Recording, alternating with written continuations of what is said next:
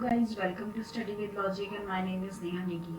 Friends, आज मैं आपके सामने लाई हूँ एक बहुत ही इम्पोर्टेंट इंफॉर्मेशन।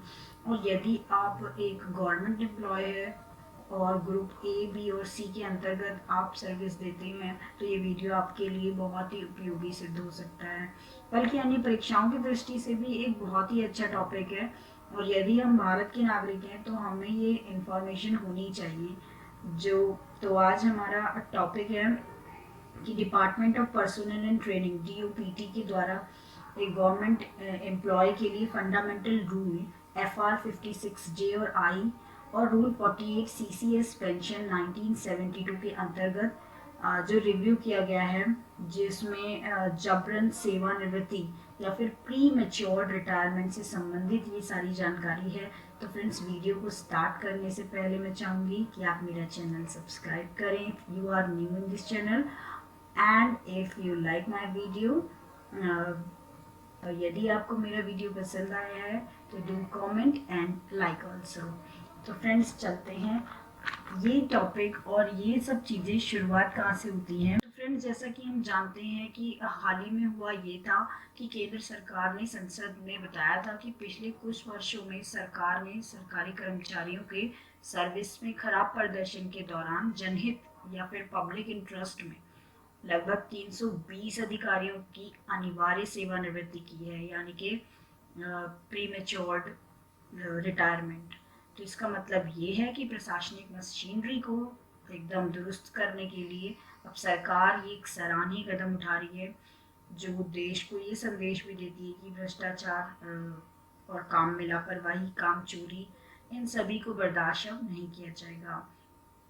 पिछले 35 से 40 वर्षों में उपेक्षित रहे इस सुधार को सरकार ने 29 अगस्त 2020 को एक ऑफिशियल मेमोरेंडम जारी करके दिया है, जो कि आपके सामने ये मैंने दिखाया हुआ है। तो फ्रेंड्स, आप इसमें देख सकते हैं कि इसमें कुछ पॉइंट्स है जिसको आज हम डिस्कस करने वाले हैं। तो हमारा जो मैंने बताया अभी FR 56JI और रूल 48 CCS, तो ये अभी है क्या? मैंने अभी आपको बताया था कि 56J और I है क्या। तो केंद्रीय सिविल सेवा नियम 1972 का जो रूल 56J है, सरकार को सरकारी कर्मचारियों के काम की समय समय पर समीक्षा का अधिकार देता है। और इसके अंतर्गत ग्रुप A एंड B के ऐसे अधिकारी और कर्मचारियों को पब्लिक इंटरेस्ट में आवश्यक होने पर जबरन सेवानिवृत्ति का अधिकार भी देता है। अतः अब जो भी 35 साल की आयु या फिर 50 साल की आयु को पूरी कर चुके होंगे, उन्हें गवर्नमेंट की एजेंसी स्वतः ही प्री मैच्योर रिटायरमेंट दे देगी। लेकिन ऐसा क्यों करेगी, उसका कारण हम आगे जानेंगे। इससे पहले हम जान लेते हैं कि जो CCS सेंट्रल सिविल सर्विस का जो 48(1)B है, उसके तहत क्या होने वाला है। ठीक है फ्रेंड्स, तो CCA पेंशन रूल्स 1972 के नियम FR 56J के तहत ग्रुप A और B के वो अधिकारी शामिल हैं जो 35 वर्ष की आयु से पहले सेवा में आए थे, लेकिन समीक्षा के दौरान अब वो 50 वर्ष की उम्र को पार कर चुके हैं। जबकि 48IB के तहत वे कर्मचारी हैं जो 30 वर्ष की सर्विस पूरी कर चुके हैं। तो अब ऐसे में सभी कर्मचारियों व अधिकारियों को समीक्षा के बाद 3 महीने के प्रायर नोटिस के साथ प्री मैच्योर रिटायरमेंट दिया जा सकता है, लेकिन वे पेंशन के अधिकारी नहीं होंगे। लेकिन अभी मैं आपको इसमें कुछ डिटेल्ड बता दूं कि आप यहाँ पर देख सकते हैं, मैंने कुछ पॉइंट्स पर हेडिंग को डार्क किया हुआ है या अंडरलाइन किया हुआ है, उसे आप देख सकते हैं। Retired from service prematurely in public interest as per fundamental provision rule referred in the subject cited above। तो आप देख सकते हैं कि प्री मैच्योर सर्विस से ये रिलेटेड सारा इशू है, जो कि इन पब्लिक इंटरेस्ट यानी कि लोक हित में अगर कोई जो अधिकारी है वो ईमानदारी या सत्यनिष्ठा की शंका के दायरे में आ जाता है, या फिर फिटनेस या योग्यता के आधार पर उस पद के अनुकूल नहीं है, तो उसे जो है प्री मैच्योर रिटायरमेंट दिया जा सकता है। यहाँ पे पर साफ लिखी हुई है। इसके बाद हम आगे बढ़ते हैं, हम कुछ हाईलाइटेड पॉइंट्स को ही आज डिस्कस करेंगे।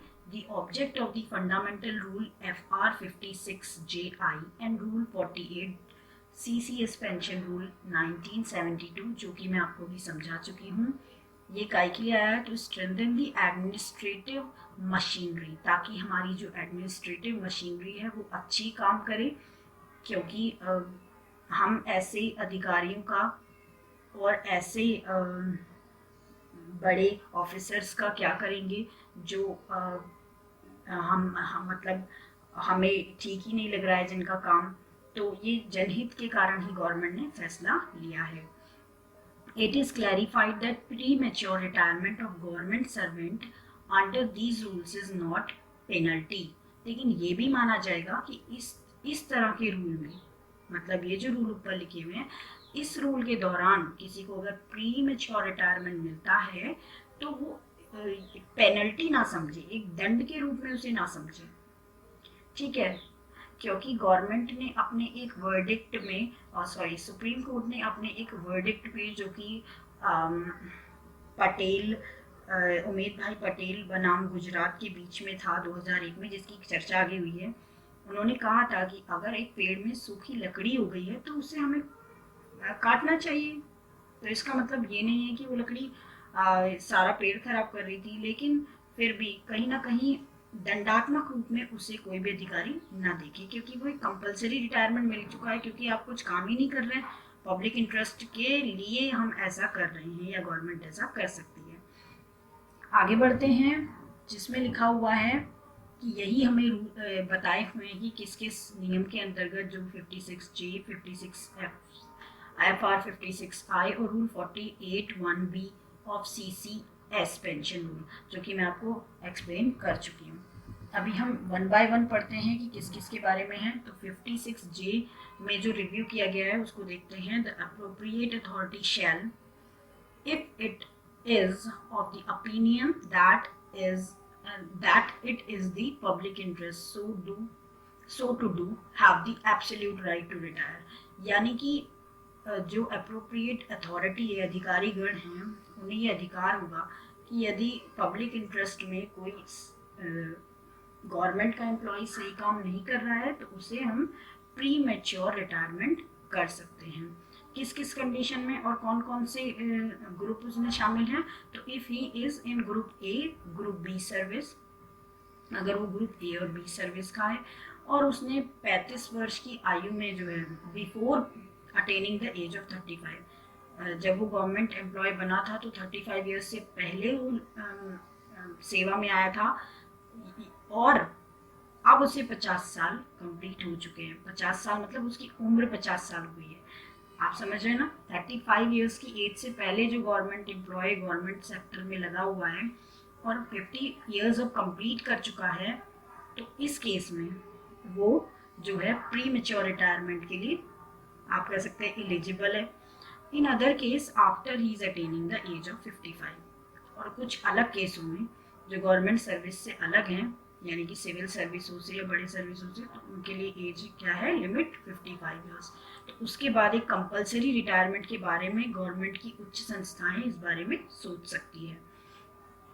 ठीक है, आगे बढ़ते हैं हम FR 56I के that government servant in group C service or post who is not governed by any pension rules, यानी कि गवर्नमेंट सी के, यानी ग्रुप सी के वो सभी गवर्नमेंट सर्वेंट जो कि पेंशन रूल्स के अंतर्गत नहीं आते हैं और उन्होंने अपनी 30 इयर्स की जो सर्विस है उसे कंप्लीट कर लिया है, तो उनको 3 महीने का प्रायर नोटिस देकर जो भी उनके अलाउंस और जो भी उनका पे वेतन बनता है वो देकर उनको विदा कर दिया जाएगा या फिर प्री मैच्योर रिटायरमेंट दे दी जाएगी। ग्रुप सी के एम्प्लॉयज़ पर भी लागू हो रहा है, आप देख सकते हैं। इसके बाद अगला है rule 48(1) of CCS pension rule 1972। इसमें क्या है? At any time after the government servant has completed 30 years qualifying service, he may be required by the appointing authority to retire in the public interest and in the case of such retirement the government servant shall be entitled to the retiring pension। यानी कि अगर कोई 30 years की service को complete कर चुका है, यानी कि जिसको जो पेंशन का हकदार है, जैसे अभी आप देख सकते हैं कि आर्मी में भी पेंशन है, तो अगर उसको 30 ईयर्स वो कंप्लीट कर चुका है, ठीक है, और उसका रिकॉर्ड कुछ अच्छा नहीं रह रहा है या नहीं रहा है, पर वो 30 साल पूरे कर चुका है और वो एक पेंशन का हकदार है, तो उसे 30 साल के बाद 3 महीने का प्रायर नोटिस देकर पब्लिक इंटरेस्ट के लिए उसे उसके पद से हटा दिया जाएगा, लेकिन उसको पेंशन भी मिलेगी। ठीक है, time schedule to be follow, मतलब इस तरह से हम टाइम शेड्यूल लेंगे कि अगर किसी का रिटायरमेंट मान लो जुलाई टू सितंबर होना है उस ईयर में, तो उसका जो रिव्यू कार्ड बनेगा या प्रायर नोटिस जो मिलेगा उसको, वो जनवरी टू मार्च में मिलेगा। अगर किसी का रिटायरमेंट अक्टूबर से दिसंबर के बीच में होना है, तो उसको अप्रैल से जून के बीच में रिव्यू या रिपोर्ट कार्ड अपना मिल जाएगा, या फिर आप कह सकते हैं तो 3 महीने का प्रायर नोटिस मिल जाएगा। जो जनवरी टू मार्च में रिटायर होने वाले हैं उनको जुलाई से सितंबर में मिल जाएगा, और अप्रैल से जून में जो रिटायर होने वाले हैं उनको अक्टूबर या दिसंबर में अपना कार्ड मिल जाएगा। क्लियर है? तो इस तरह से एक रिव्यू कार्ड बनेगा। अब हम देखते हैं मेंटेनेंस ऑफ रजिस्टर। रजिस्टर का मेंटेनेंस अनिवार्य, यानी कि 50 साल या 55 साल की उम्र जिन्होंने पूरी कर ली है अपनी सर्विस गवर्नमेंट सेक्टर में, या फिर 30 साल अपने कंप्लीट कर लिए, तो उनके लिए ये रजिस्टर मेंटेन हो रहा है। अभी ये नए जो आने वाले कोई भी गवर्नमेंट एम्प्लॉय भर्ती हुआ है तो उसके लिए ये नहीं है, फिलहाल आप ये मान के चल सकते हैं। 30 ईयर की जो सर्विस अपनी कंप्लीट कर चुका है, या फिर 50 से 55 साल अपने कंप्लीट कर चुका है। ठीक है फ्रेंड्स, और एक चीज़ और गवर्नमेंट ने और सुप्रीम कोर्ट ने स्पेशली ये कही है कि इस तरह की प्री मैच्योर रिटायरमेंट को कोई दंडनीय ना माने, क्योंकि ये तो बस एक तरह का रिव्यू में आपका रिपोर्ट कार्ड अच्छा नहीं था तो आपको देना पड़ा ऐसा, ठीक है, वो भी सिर्फ जनहित में, यानी कि पब्लिक इंटरेस्ट में। हम देखते हैं composition of review and representation committee.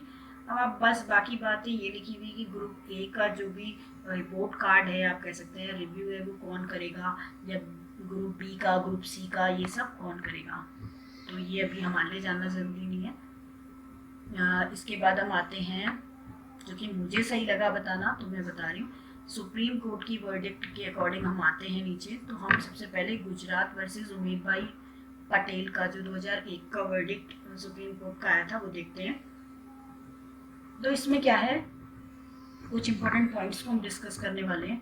जैसे कि सुप्रीम कोर्ट ने उस समय अपने वर्डिक्ट में कहा था कि ये जो रिटायरमेंट है, कंपल्सरी रिटायरमेंट, वो आर्टिकल 311 के मतलब जो हमारे संविधान का अनुच्छेद है 311, उसके अकॉर्डिंग पनिशमेंट ना समझा जाए। क्योंकि एक्चुअली होता क्या है कि कोई गवर्नमेंट एम्प्लॉय सही काम नहीं कर रहा है, या कोई करप्ट है या कैसा भी है, तो उसको आर्टिकल 311 के तहत क्या करा जाता है, एक पनिशमेंट रूप में हम उसे कंपल्सरी रिटायरमेंट देते थे, लेकिन उसके साथ और भी कई प्रावधान है। लेकिन अभी गवर्नमेंट ने बोला है कि अगर इस तरह से रिटायरमेंट होता है तो ये ना समझिए कि 311 के तहत निकाला गया है ना, सिर्फ नॉर्मली रिटायर दिया गया है। क्यों दिया गया है? फॉर बेटर एडमिनिस्ट्रेशन, एक अच्छे एडमिनिस्ट्रेशन के लिए। It is necessary to chop off dead wood, एक सूखी लकड़ी को काट देना बहुत ही सही रहता है, एक है ना। मैंने जैसे आपको एग्जांपल दिया था कि पूरा पेड़ है, हरा भरा है, तो एक डंडी सूखी है तो उसे काटने से कोई फर्क नहीं पड़ता, है ना। अगला है made in confidential record shall be taken note and be given due weightage in passing such order. और लेकिन ये भी है कि हम कभी धांधली हो सकती है कि कहीं कोई एक सीनियर ऑफिसर्स का ग्रुप एक गैंग की तरह बन गया और मतलब साथ में मिल गए और किसी एक ऑनेस्ट ऑफिसर को निकालने के लिए वो ऐसा कुछ कर रहे हैं, उसका रिपोर्ट कार्ड गलत बना देते हैं, उसका रिव्यू गलत कर देते हैं, तो ऐसा नहीं होगा है, क्योंकि उसके पुराने सारे रिकॉर्ड्स को जो है एक प्रायोरिटी दी जाएगी, एक वेटेज दिया जाएगा। जब उसके बारे में आप बताएंगे कि वो गलत है तो पूरा रिकॉर्ड चेक किया जाएगा उसका। ठीक है। Even uncommunicated entries in the confidential record, जितनी भी आप समझ रहे उपलब्धियां हैं उसकी किसी ऑफिसर की, और अगर आप उस पर इल्ज़ाम लगा रहे हैं तो आपको सब कुछ प्रूव करना पड़ेगा जो बड़े ऑफिसर्स हैं, या फिर उसको भी अधिकार है कि वो अपने रिकॉर्ड्स को दिखाए। और हाँ, एक चीज़ और यहाँ पे जो है बहुत इम्पोर्टेंट है, वो ये है कि द ऑर्डर, ये जो 6th वाला मैं पढ़ रही हूँ, the order of compulsory retirement shall not be passed as a shortcut to avoid departmental inquiry. जो इंक्वायरी होगी उसके बाद उस अधिकारी के खिलाफ या ग्रुप ए ग्रुप बी के ऑफिसर के खिलाफ, तो ऐसे शॉर्टकट में कुछ नहीं होगा कि रिव्यू आया था और रिकॉर्ड अच्छा नहीं था और कंपल्सरी रिटायरमेंट हो गया, नहीं, ऐसा कुछ नहीं है। If the officer was given a promotion despite adverse entries, अगर उसकी भले ही प्रतिकूल उसके बारे में सबने कहा है तो फिर भी, लेकिन अगर उसको मान लो उसके बारे में सबने प्रतिकूल कहा, लेकिन उसको एक तरह से confidential record that is in fact of favour, जो उसको मान लो फिर भी प्रमोशन मिला है, आप समझ रहे ना, उसके बारे में गलत एंट्रीज हैं लेकिन उसको फिर भी प्रमोशन मिला हुआ था उस साल या आसपास के टाइम में, तो ये भी ऑफिसर के फेवर में ही काम करेगा, है ना।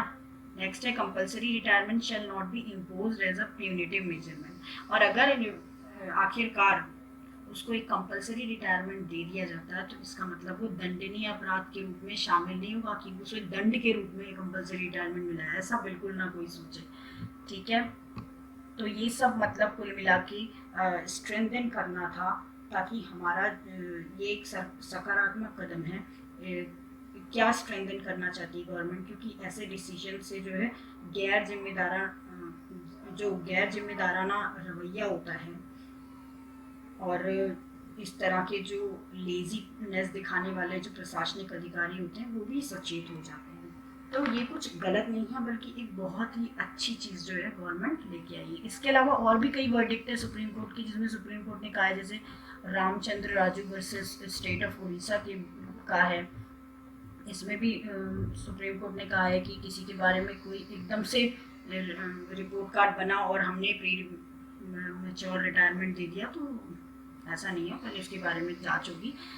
इसी तरह से सेम बात गवर्नमेंट सुप्रीम कोर्ट ने state of UP and other versus Vijay Kumar Jain वाले वर्डिक्ट में भी कहा था, जिसको मैं थोड़ा सा पढ़ के बता सकती हूँ कि if conduct of government employ become unbecoming to the public interest to obstruct the efficiency in public service, the government has an absolute right to compulsorily retire such an employee in public interest. तो public interest में ऐसे employee को भी हम premature retirement दे सकते हैं, जो कि हमें कुछ सही नहीं लग रहा है या पब्लिक इंटरेस्ट में खरा नहीं उतर रहा है, तो ऐसे भी प्रशासनिक अधिकारी की कोई ज़रूरत नहीं है। तो फ्रेंड्स, ये बहुत ही इम्पोर्टेंट चीज़ थी कि अगर आप, ये उन लोगों के लिए तो बहुत ही इम्पोर्टेंट है जो सोचते हैं कि हमें जॉब मिल चुकी है, अब हम कुछ ना करें, तो अब एक तरह से सचेत सभी प्रशासनिक अधिकारी होंगे। और इसमें खास बात यह है कि ग्रुप ए बी से लेकर सी तक के जो कर्मचारी हैं उनको भी इस सूची में रखा गया है। तो फ्रेंड्स, कैसा लगा ये वीडियो ज़रूर बताइएगा। तब तक के लिए जय हिंद, जय भारत।